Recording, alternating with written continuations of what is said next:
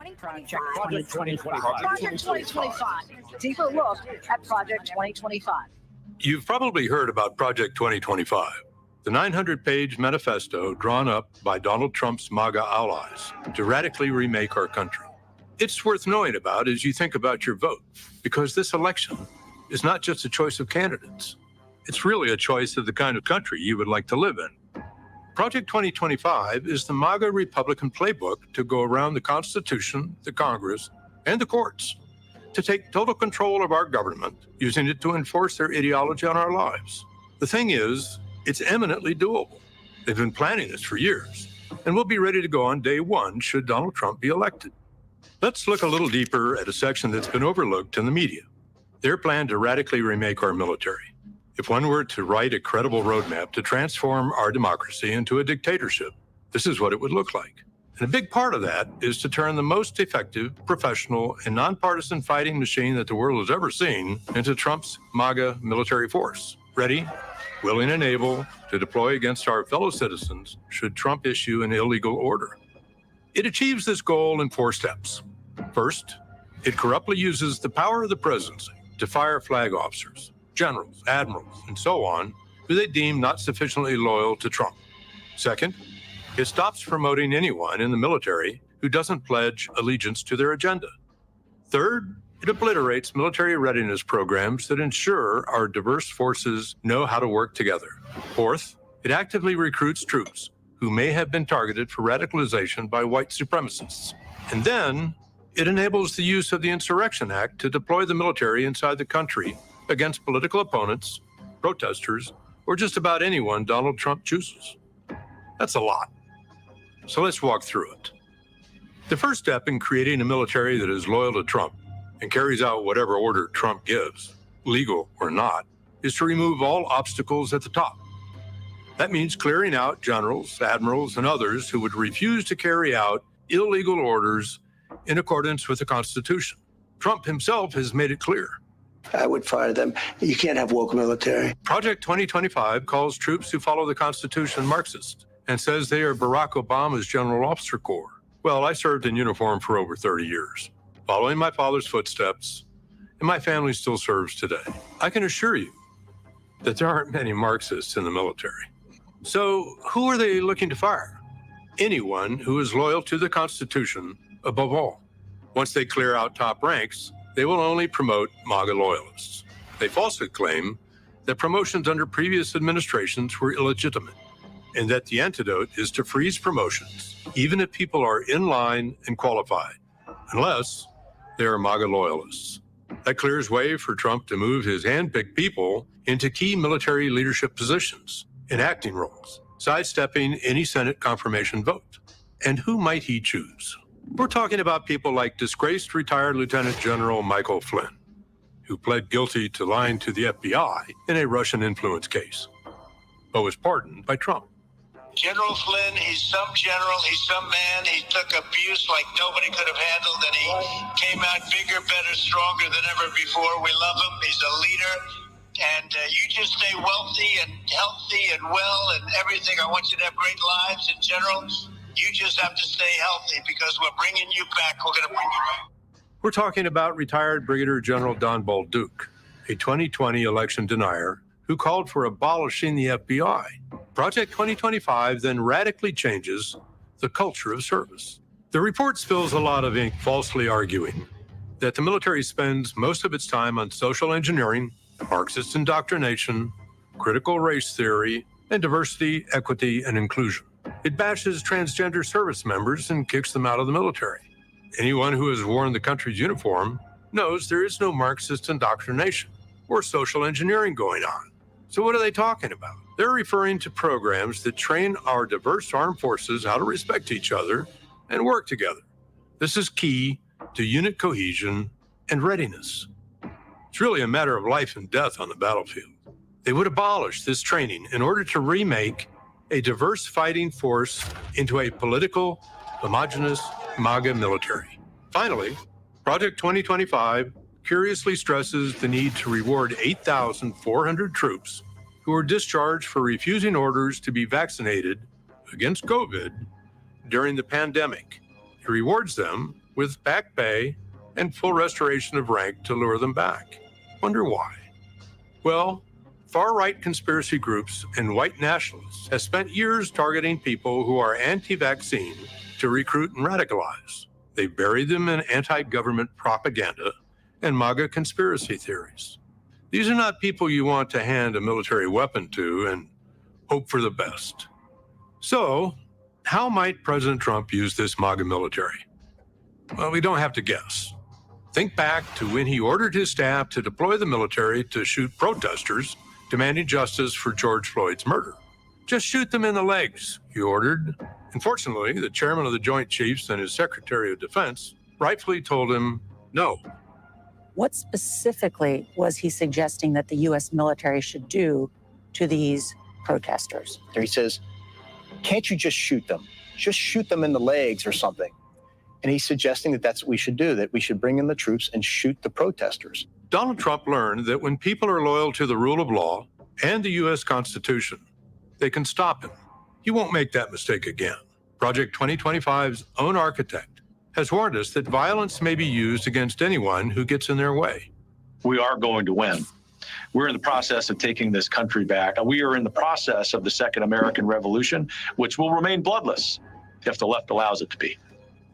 From shooting Americans in the street if they protest, to sending the military door to door looking for immigrants to round up, to putting troops into domestic law enforcement roles akin to martial law, Project 2025 would empower all of Trump's worst instincts. The good news is the choice is in our hands. Your vote this fall makes the difference. And it's not just about the top of the ticket. We need to vote for candidates up and down the ballot who will block Project 2025 from ever becoming our nightmare reality. And we need to talk about it with friends, family, and neighbors. That's how we hold fast to an America where democracy rings free, where the people rule and the elected serve, where the government values our rights and protects our freedoms.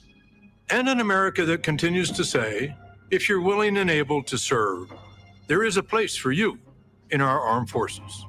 A military that still swears an oath to support and defend the Constitution of the United States.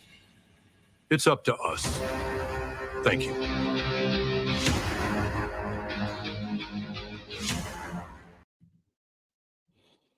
Great video, well produced by our Vote Vets. Proud to do that for you. There'll be more coming on that topic. So without further ado, I thought I'd bring in a few folks. Hopefully we can all hear each other. Live streams are fun. I think Mike Levine was with us. Sergeant Major Mike Levine joined us. I think last time, Mike, we did this the first time, I literally disappeared at one point and you took over. I appreciate that. It's a next man up kind of a thing, Fred. There you go. Retired General Paul Eaton in his usual subtle way, just saying, Paul, sir, can you hear us loud and clear? Are you with us? Okay. Can you hear me? Yeah, we can. Good to go, sir. Okay, great. Good to go. Good to have you. Thanks, Fred. And I'm going to go ahead and add our friend Kayla Williams. Kayla, we were laughing. Kayla's like, I'll just put Sergeant. Well, Kayla is also the Assistant Secretary of the VA. So let's not. And so Kayla is also joining us. You got nothing but Army again. At some point, Solstice is going to figure out, and the rest of the Vote Feds teams, I keep having Army-only panels, but let's not tell them anytime soon. Nonetheless, sir, we're going to start with you because, this was, you had narrated that video. I thought we just, in this conversation, talk about the military aspects and then talk about the veterans impact. Mike done a lot of this work on this, discussing as well. Sir, you did that video. And all those things, 5 things, what makes your heart, what makes you, your heart as a former general officer kind of run cold the most when you look at it? Fred, great question. And it's the fealty oath. It's the demand that everybody be loyal to the President of the United States instead of to the Constitution of the United States. And it is that particular instruction that Project 2025 puts out that is troubling. We have all surrounded ourselves with all types of citizens from throughout the United States, but we have one common aspect, and that's the oath that we take when we first come into the service. And oh, by the way, it's the same oath that, somewhat modified, that we asked the President of the United States to take on his inauguration day. So that's the worst aspect of the whole plan. Yeah, it really does. For those who haven't served in our audience, we have a lot. It's so key. I mean, we talk about our oath a lot, right? And you actually retake that oath every time you get promoted, don't you, sir? Indeed. And I've seen people try to memorize it. You know, it's, stage fright happens. And so we even saw it with President Obama when he had to retake his oath with John Roberts, because it is absolute. So best you have that card right in front of you and read from it. And it reminds us, and we're taught as cadets, we're taught at basic training as enlisted men. We have both enlisted and officers in this group. I think that Ms. Shaka too. I think one that gets me going a lot is the idea of using the military as a police force. You know, we've talked about that a lot. That we had the Posse Comitatus Act, we've got law. Hell, it's a foundational principle of our government and our country. We had a revolution because they stationed British troops in our houses, right? I mean, it goes back to people talk about being originalist. The originalist, one of the most original thing is troops being stationed in our homes, the use of troops for domestic law enforcement. There's a clear indication, and they've set it out right. They want to put in the Insurrection Act, right? And they're going to use troops to go out and actually suppress freedom of speech, aren't they? Fred, that's their plan. And you mentioned the Insurrection Act. With the Supreme Court that we've got right now, that will sail through unchallenged. And it would cause every man and woman in the armed forces of the United States to have to decide whether or not they're going to follow an order that they really can't stomach. And you only get to fall on your sword once, and it will be enlightening to see how many of our men and women choose to simply, sir, I cannot do that. We saw it with the chairman of the Joint Chiefs, and we've already cover the fact that they're going to hire loyalists who are not going to challenge orders that are terrible for the armed forces. Yeah, and Mike, you're a former sergeant major in NCO. The idea of you were infantry, you started off as an infantryman, right? So, Mike, when you go out, imagine getting that order to take your troops and actually arrest or knock down the doors of American citizens. It's a pretty chilling thought, isn't it, as an NCO? Yeah, and honestly, even as a basic training drill sergeant at Fort Benning, at the height of the surge, we made it very clear to infantry trainees and basic trainees going through the pipeline at Fort Benning what constituted a legal order and what was not a legal order. And what you're going to find is if this influx of loyalists or this culling of people who are loyal to the Constitution and not one man actually takes place, you're going to hear a lot more yes sir instead of no sir, that is not a lawful order. And that's the terrifying part, where you start to get people who don't do the moral calculus in their head to determine if it's right or wrong. They're loyal to the man, they're loyal to the cause, and they'll follow the order if given. Oh, it's kind of scary. We did see a recent report that 2 National Guard NCOs from Virginia have been running a militia for several years, almost openly. It is kind of scary. We had the movie War Game. I was in War Game, and that's our scariest scenario. And, I was an somebody actually mentioned the War Game. I think we showed it at the DNC. I was on the panel there in our comments here, and it was interesting that one of your peers at the end, I won't name him, Joe McCaffrey, at the end, Paul said, he's not worried about that. He thinks the troops will do the right thing. And myself and Chris Goldsmith were kind of sitting there. There's actually a lovely scene. They zoom in on Chris Goldsmith's hand as he's sort of gripping in the arm of his chair. No, actually, that story proves it. We do have some scary. There is scary that there are young men and women. And Mike, you say it. I tell people a lot, Mike, that I can't get rid of 18 years of upbringing or opinions or beliefs in 8 weeks of basic training, right? It's like you can train a lot of things, but you can't change who a person is. But it's also, you have to think about sort of the cultural immersion that happens when you make that bridge from civilian to soldier. It isn't just about the inculcation of Army values, learning how to do Army warrior tasks and battle drills and things like that. It's about your day-to-day with the people you're surrounded with, the people that are showing by word and deed they know what the right thing to do and they do the right thing. And I would just argue that it doesn't really matter how you grow up. What matters is if you are willing to take in the culture. Yeah. If you're willing to accept I won't call it programming, but some people could call it programming. If you buy into the program, what the Army offers, I would argue that it really does change your outlook on life. I mean, I grew up in rural upstate New York, and probably one of the whitest counties in the state, and I was thrown into sort of this melting pot of diversity with different people and different backgrounds that came from all over the country, different socioeconomic circumstances, and it changed the way I looked at the world. And you would hope that everyone else has a similar experience. But I think the key right now is and you refer back to the guy in the panel who said, or General McCaffrey, who had said he wasn't worried. I would say current state right now, I'm not terribly worried about it either. Okay. Laugh at me if you want. I would be really worried in a post Project 2025 world where we see the culling of the General Officer Corps to remove everyone that isn't a loyalist. Perhaps even doing recalls by exception for general officers who have retired. I mean, they've got a list, every single one of these letters in support of President Trump by flag and general officers, an influx of that population back in. And then again, as Project 2025 lays out in very, very harrowing detail, frankly, you fire the people that you don't want. You put acting people into the positions that don't require a Senate confirmation, and you move forward. And it's terrifying what that could look like on the far side. And I want to circle. We've been going a little bit. Kayla's been very patiently waiting. By the way, in the middle of a band fundraising. This is how great Kayla is, you guys. She's really in the middle of driving kids around for band fundraising, and she took a minute to talk to us. So I wanted to get to Kayla. Maybe we can let her go. I want to get back to you, sir, later about talk about this diversity and why it matters. But Kayla, the banner right now talks about Schedule F and the fire. And you were Assistant Secretary at the VA. This is pretty impactful on the VA, isn't it? There's some big things in here about the VA. They have a whole chapter on just the VA alone, don't they? Yeah, absolutely.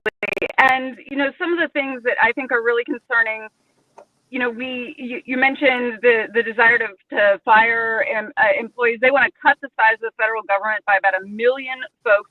30% of federal employees are veterans. So we're talking about firing over 300,000 veterans, which to me sounds like a terrible idea and not how you show that you respect those who have honorably served our country.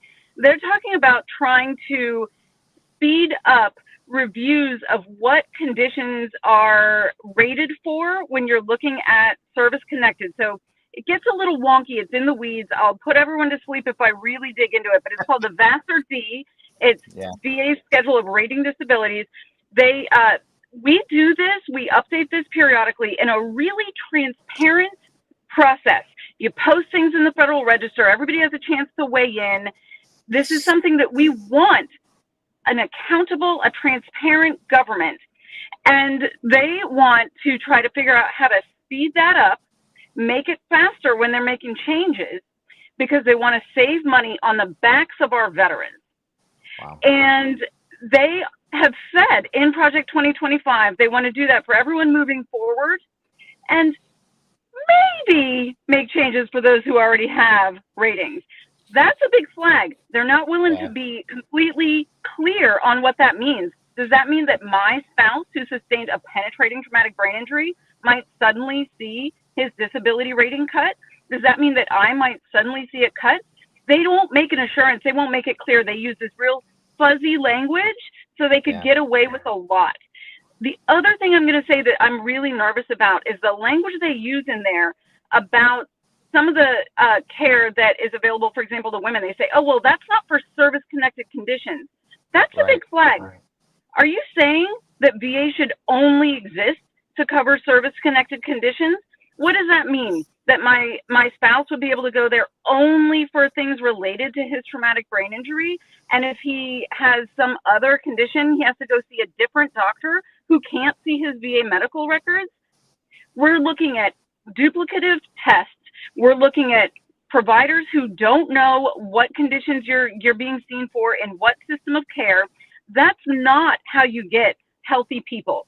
what I want to emphasize is that VA treats people, not conditions. People, not conditions. But under Project 2025, they want to force VA to only treat specific conditions, not the whole person. And that's not the kind of care that I want to get. That's such a great perspective. That's why I wanted you here.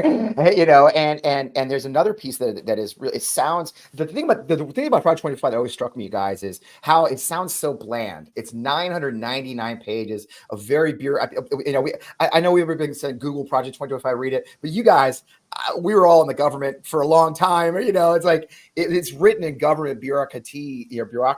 So it's like, you know, it puts you to sleep. But there's some scary shit in there. I mean, one of them that seems so about VA is they want to make the same standards of care for VA doctors as military doctors. In other words, military doctors have to see X number of patients per day, and they want, without question, VA doctors see many less. And there's something nefarious about that, isn't there, Kayla? Why does that sound so no big deal that we're going to make them see more people? Why is that so wrong when as far as perceptions of VA? Yeah, totally. So think about being on active duty. You're young, you're healthy. You had to be healthy enough to join, right? Right. So I go on sick call because I had a cold. I go on sick call and I'm getting like some medication, right? Like, hey, I need a cold pack so that I can get some medicine for my cold. That's a super quick appointment. Oh, make sure you don't have strep, send you on your way. When we think about who's using VA, the VA population skews older, sicker, and has a really heavier healthcare burden. We are likely to have more conditions. My favorite thing about going to VA is that when I go in, my doctor spends as much time as they need to cover all of my conditions. Instead of in the civilian sector, it was like, get in here, we're going to swab you for strep, send you on your way. No, my VA doctor is like, what do you need to take care of? Let's spend as long as we can. To try to force VA to squeeze in patients as fast as possible is an absolute mistake. We need to treat the whole person. Right. And the average age in the Army is about, I think, 20 or 25, 20, 19. The average age of a veteran of the VA is in the 60s. These are totally different animals. There's a great question here that by the way, thanks, Patrick. That was my next question. They talk about concurrent receipt. I'll pass back on in a few. I'll go get out of here. So Patrick asked us about concurrent receipt and what that means. So what they are talking about doing is getting rid of concurrent receipt. And if you guys understand is I'm the perfect example. I think all the gentlemen on this, the three of gentlemen on this, we're retired from the military. Right now, once you reach a 90% disability rate or 50% disability rating, we get both our military retirement and our VA disability. Below 50% right now, it's called concurrent receipt. So for every dollar you get from the VA, tax-free, by the way, it reduces your military retirement. Does that make sense? So you'll never get more than you would have gotten as a military retiree, whatever rank you retired from. What they would do for those of us, and look, once you reach 100% disabled, there's reasons, okay? PTSD, loss of limbs, and very serious things usually is why you're 100%. Right now, we're able to maintain both our military retirement and our VA disability. They want to get rid of that. And that sounds like, again, such a reasonable thing. Why are we paying these people double? Because my disability is not my retirement. I get retirement because I served and sacrificed for 22 years, right? Right, General? Right, Paul? Correct. Absolutely. Yeah. And that's another insidious thing that's in there. Now, one of the other things we've seen is they're being very careful to keep numbers out of it, aren't they, sir? I mean, they're very, very clever. It's like they don't want numbers actually in Project 2025. But we actually know the secret because Heritage also issues a budget proposal every year, and their budget proposal for 2023, Kayla's perfect timing. Kayla's back again with kids. You want to join us, Kayla? Hi guys. Kayla, we're no just problem. Okay, let's blur out any children's faces. No, we love it. It's a family show. Kayla, I was getting ready to talk about these budget proposals that you and I talked about earlier that kind of give away the game. Now, we want to do a caveat here for everybody watching. These are not the numbers from Project 2025. They're from Heritage Foundation's actual budget they propose each year. But you're going to recognize the titles of each of these budget proposals because they're the exact same thing they put into Project 2025, right, Kayla? Yeah, that's absolutely right. And again, we are looking at a philosophical belief that government is bad, that the private sector is better. They want to push vets out into the community where they will be seeing providers that have no military cultural competence and are less likely to use evidence-based care, but are charging more money. They want to eliminate concurrent receipt, as you mentioned. What's interesting here is that most of the major veteran serving organizations, their number one legislative priority right now is actually to expand the ability of veterans to get concurrent receipt under the Richard Starr Act, because there are folks who have not served 20 full years. If you get injured in Iraq, Afghanistan, anywhere that you're serving, we have folks in other places right now as well. If you get injured and then have to leave the military because of your medical disability, you may fall into this like weird situation where you are unable to get both your VA disability and your DoD disability compensation. The VSOs want to expand that and say, hey, these are two separate pots of money. They're dealing with two separate things. And we're looking at these folks on the other side who are trying to nickel and dime veterans who have been injured, serving and supporting our country. They want to sacrifice veterans on the altar of small government. And that's not what I that's not what I signed up to support and defend. I believe that we have a national commitment to our veterans and their families, caregivers, and survivors. We should be focused on how we can improve and enhance and expand that support, and not how we can trim it and find every little tiny way that we can nickel and dime people to balance the budget on the backs of veterans. Hey, Fred, if you really want to see Kayla get fired up, now ask about community care and just stand back. Stand back. Seriously, it's a beautiful thing. And I'm putting you on the spot, Kayla, but woo! Yeah, they want to increase, they want to put more veterans out. And then I want to transition back to General Eden. Explain the community care. Again, another thing that sounds so reasonable. Like veterans shouldn't have to wait in line at VA. They should be able to go out to a local community. But what's the real nefarious part of the community care? Well, the funny thing is they say they want to make it so that vets don't have to wait in line by letting us go to community care. Wait times aren't faster in the community. Right. I ask your friends how long they have to wait to get a specialty appointment. Wait times are not faster if you go to the community. They want to let veterans go out into the community for care where they get telehealth, because there's no local community providers either. So they're getting telehealth from some community provider who doesn't know anything about the military, has never heard of things like military sexual trauma, has no understanding of toxic exposures and what we were forced to breathe in with burn pits, or Vietnam veterans with Agent Orange. They have no idea how to provide evidence-based treatments for post-traumatic stress disorder.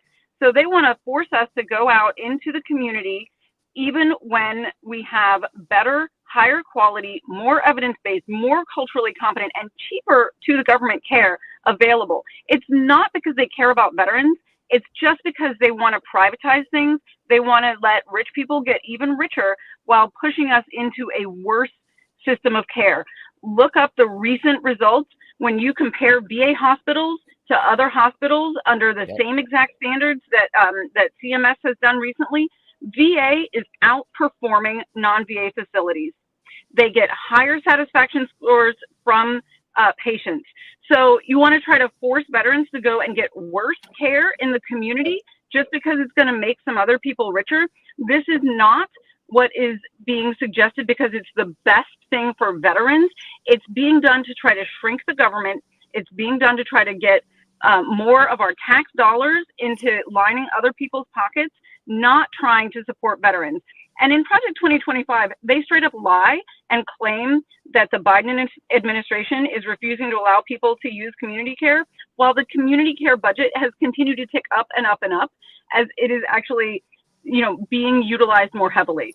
They straight up lie and say that everybody in the VA central office is teleworking. That is not true. They're just trying to get away with repeating lies over and over and thinking that we won't notice. I love it. Thanks, Kayla. I'm going to let you go. I'm going to scratch this over to General Eden. If you want to get out, go get some band money. Good luck with the uniforms. And we appreciate you just taking the time out of your obviously busy Saturday to hang out with us. And by the way, you guys are going to see a lot more Kayla. You're going to see a lot more Kayla because we haven't even talked about women's health care. And that's right. So see you soon, Kayla. Thanks. Good luck today. Take care, Kayla.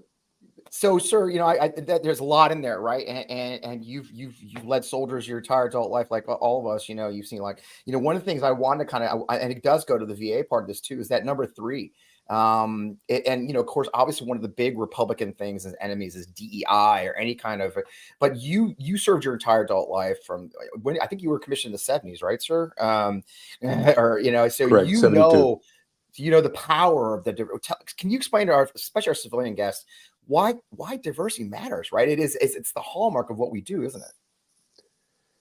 So I'm going to typically talk Black soldiers and white soldiers. And when Harry Truman integrated the Armed Forces of the United States back in 1947, I think was the year, we became a force that basically became an American armed forces, and where everybody was allowed to serve to the degree that they could. And I had the opportunity to have 2 Black general officers as my bosses.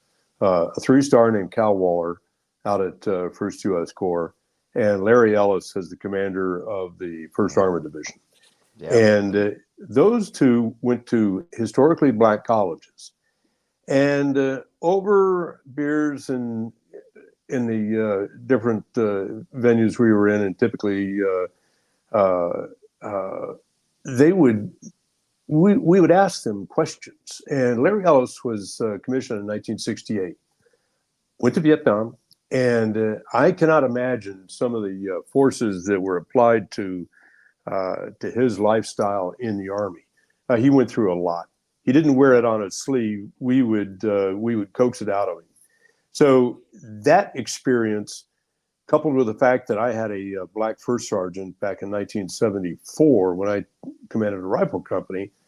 And thank God I did, because we were in Germany, race was an issue, and Charlie Wilson was absolutely critical to holding that company together. And we would involve Black soldiers, white soldiers in what we called then rep sessions. And it was basically to ferret out what was bothering folks, whites, Blacks, and how do you problem solve? We didn't have a whole lot of diversity training back then, but it just doesn't happen automatically. Right. You don't typically understand what you don't know. And, a prime example is, every general officer is required to go to diversity training at Patrick Air Force Base, where you're talking male, female integration. And the first question they asked was, how many of you guys know a female general officer who has children? There were no female general officers who had children, because when they were working their way up the ranks, they could not show weakness. They could not get pregnant. They could not take time off for the kids. And all this evolved simply because we had some very, very smart people says, this isn't going to happen automatically. We need to train it. And when you take that training out, then you start chipping away at the full integration of the armed forces of the United States. It is truly the hallmark, and I came from a small town of Missouri, and my first roommate at West Point was a Black guy from Detroit. It taught me a lot, and you learn. And the fact is, we come from different places, and when you give an order to a soldier, even words are different sometimes, right? So it is a key, and this attack on that diversity is pretty scary. I agree, Mike. I'm going to get a chance to ask you the big money question I asked the general earlier. Which part of all this scares you the most as a retired NCO? I think that the parts we've already talked about is really the idea that serving general officers who are ostensibly chosen because of their abilities, their knowledge, their skills, their education, all of those categories would just get wiped for or in favor of whether or not they support Donald Trump. That's just terrifying. I think all of us have been exposed to people who have been promoted one step beyond their one step beyond their ability. Some would argue that was one of the. And I think if we saw that, if we saw this somehow happen with a second Trump administration, I think we're going to see a lot of that. I think we're going to see a lot of people that never should have been where they are, but they are where they are because they said they like the right guy. And to me, when you have the sons and daughters of America at your call, that's, and speaking of sons, mine ships on the 28th of October to follow in my footsteps as a CMF 46 soldier, a public affairs guy. And it scares me the thought that by the time he comes out of training, he could be in a second Trump administration where the things that we've just been describing over the last 40 minutes would come to pass. And I do just want to say, I think the Army really messed up at some point when they stopped calling them rap sessions and started calling them sensing sessions. Because I never wanted to go to sensing sessions, but if you told me there was a rap session, I'm there. So I want to go to the last perspectives. For me, a lot of this, again, it's the loyalty oaths, it's the using the troops to kick down doors. A kid from Oklahoma doesn't necessarily know the nuances of the law, yet they don't get that kind of training. There's some really scary stuff in there for me. And then there's the scary stuff of using, again, taking money away from people who serve their country, trying to save money on the backs of those who have given so much already and were given a promise of lifetime care. I'll give you the final word, Jim. We didn't want to go too long on Saturday morning. People have got things to do, soccer practice to go, band. Paul, final thoughts before we let everybody go. What are the things, I guess this is the framing question. If you think about the folks who are watching this or watch it later, what's the most important thing they need to take away as they go forward, as we approach the election in 2 months, in reference to Project 2025 and our community, why it matters to the military and veterans? So I'm going to tell you a story that happened to me when I was a 44-year-old brigade commander in Germany. I had a medic in one of my battalions, and the battalion was going to chop to the United Nations Border Command between Macedonia and Serbia. Basically an observed monitoring report along the border, basically, just kind of a peacekeeping exercise. Yeah. And the requirement was to wear the blue beret, wear the blue helmet. And I had a medic in a battalion assigned to the mission who, very good soldier. He was a specialist E4. He was a terrific soldier, great medic. And he had a father in Texas. He was raised in Texas. His father said, you can't wear that blue beret. It's just not an American thing to do. And an influencer. So here we have a great young soldier who said no to the blue beret. And he had influencers in Texas weighing in on the problem. Now, we had a lot of people vote for Mr. Trump. We had a lot of people who believe that he's the right guy to be the commander in chief. We've got a lot of guys out there, guys and gals, who can be distracted. They tend to be conservative, tend to be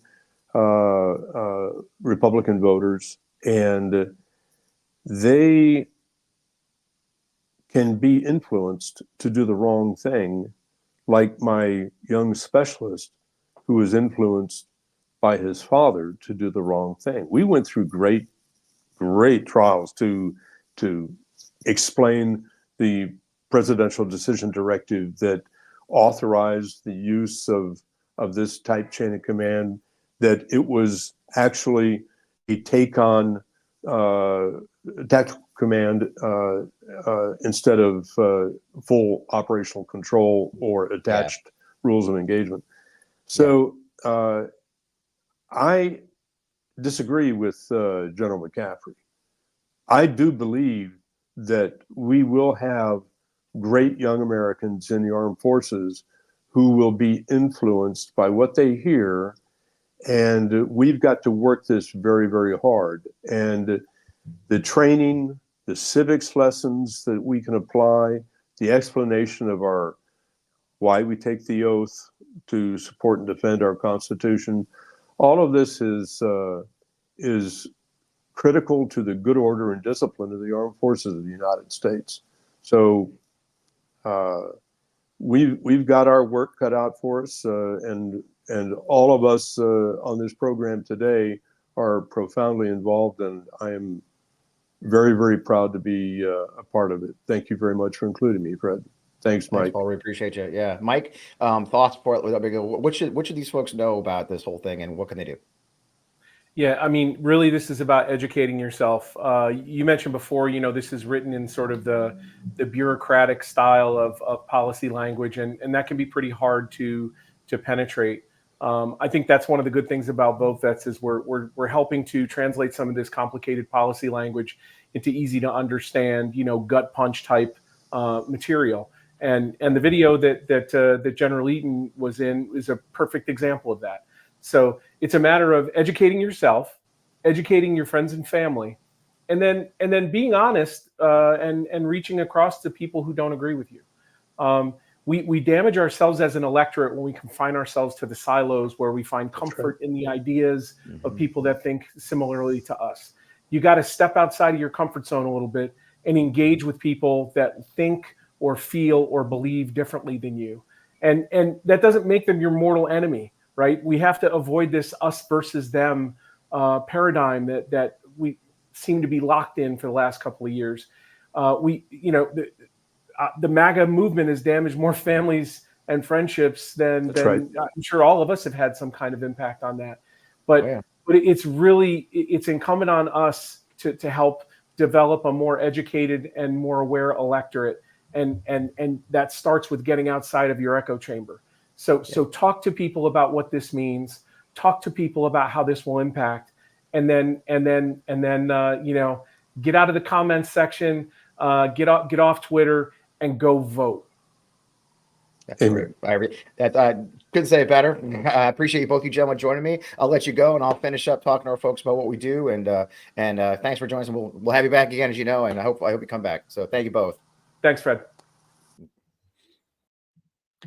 So great conversation with smart people. I hope you. Thanks for joining us on such short notice on a Saturday morning. We want to, as you notice, we're kind of moving on the line with VoteVets around a bit in places.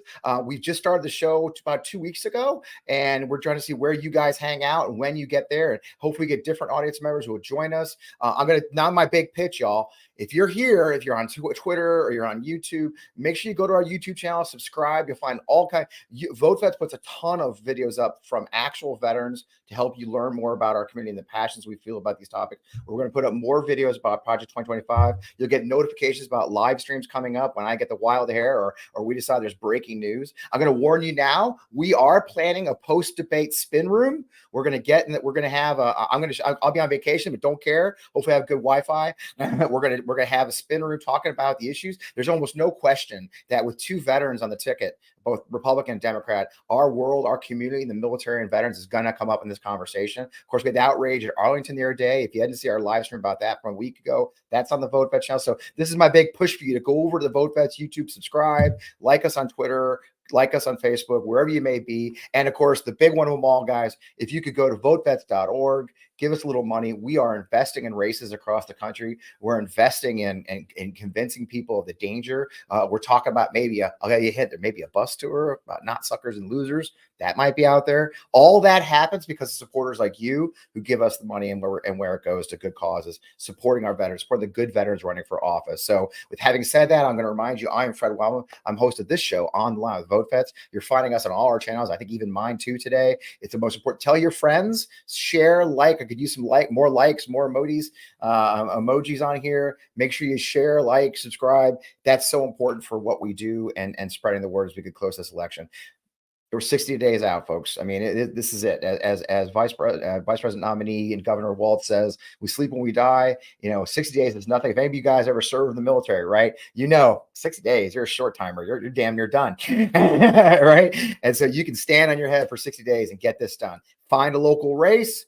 Find someone who needs support. I guarantee you, as we speak, no matter where you are in America, as you're listening to me now, there is a race for office, be it congressional, state, president that needs your help, needs you to stand on the side of the road, wave a sign, needs you to phone call, needs you to knock doors. We are in this fight for our democracy. It's about what we believe as a country. It's not as simple as sending a tweet. We need you in the fight with us by our side. Go to votevets.org, learn more where you can join, get these cool t-shirts that we all wear. There's a lot of great swag on there for you to tell you everybody who you are, who you support. With that, I'm going to wrap us. Great conversation for 50 minutes on Saturday morning. Thank you for taking time. I know you're busy in your lives, joining us to have this conversation. Again, I'm Fred Wellman, host of On the Line with Vote Vets. We'll see you again soon. Can't wait to see you for sure. Tuesday night at the debate. Join us right where you are right now to talk about the debate and what happened, what you just saw. With that, have a great weekend, y'all. Appreciate you.